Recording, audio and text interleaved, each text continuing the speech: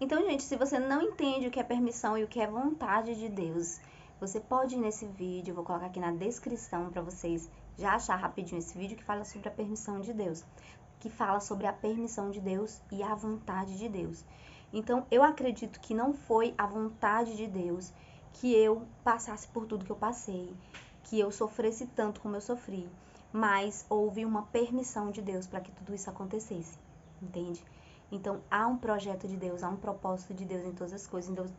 Então Deus, ele não quis que eu passasse por tudo isso. Mas houve uma permissão, porque o meu pai, ele decidiu ser alcoólatra. Então, Deus, gente, ele não interfere no nosso livre-arbítrio, como eu falei no vídeo passado. Nós fazemos as nossas escolhas, e as nossas escolhas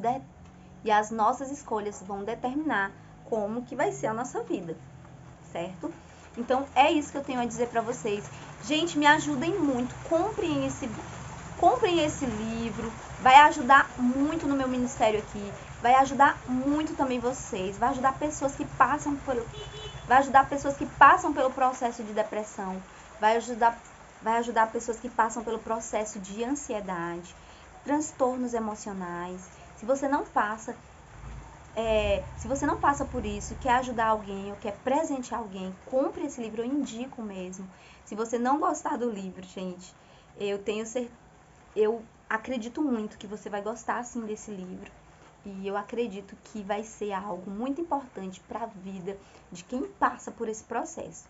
E quem não passa por isso pode comprar também para entender um pouco desse processo de depressão, tá bom? Eu vou falar para vocês aqui que Deus, ele é um Deus maravilhoso, né? E ele transforma histórias que foram trágicas, tristes, né? Histórias de catástrofes, histórias de tristezas, ele transforma em alegria, ele transforma em testemunho, né? Ele transforma em algo lindo, porque Deus é esse que tem o poder de transformar coisas ruins.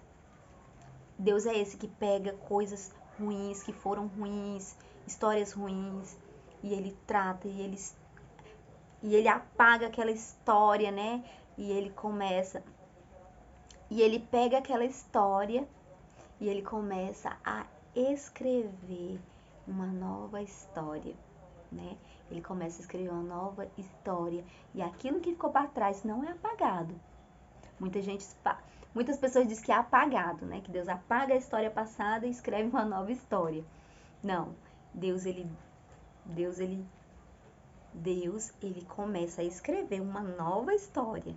E aquela história que foi passada de tragédia, ela vai servir de superação para sua vida, vai servir para ajudar outras pessoas. Assim eu vejo, tá? Você pode ter outra opinião, que Deus apaga e escreve uma nova história, mas eu acredito que Deus, ele dá continuidade a essa história, eu acredito que Deus, ele escreve uma nova história assim, mas aquela história passada, ela fica ali guardada para servir de superação para sua vida. E nós escolhemos se aquela história passada ela vai ficar nos martirizando para a vida inteira. E aí, gente, vem o poder da escolha novamente. Nós escolhemos se aquela história passada ela vai nos martirizar a vida inteira até a nossa morte.